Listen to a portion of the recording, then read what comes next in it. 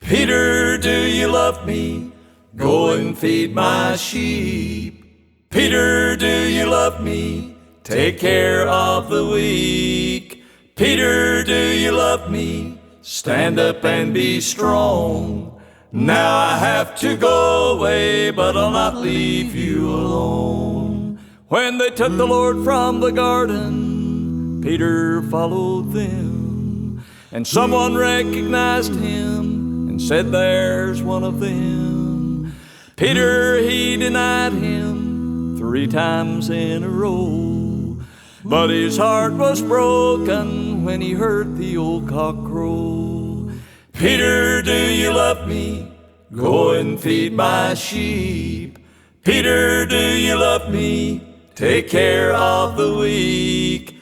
Peter, do you love me? Stand up and be strong. Now I have to go away, but I'll not leave you alone. Well, on the day of Pentecost, the Comforter arrived. He came in like a rushing wind with cloven tongues of fire. Peter stood up and began to preach to them the holy word. And after 3,000 souls were saved, these words you might have heard. Peter, do you love me? Go and feed my sheep.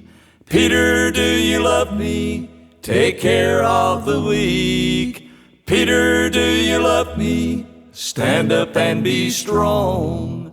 Now I have to go away, but I'll not leave you alone. Well, Peter grew stronger in the faith and preached throughout the land. He walked and talked and prayed to God, obeying his command. And then they crucified him, they nailed him upside down.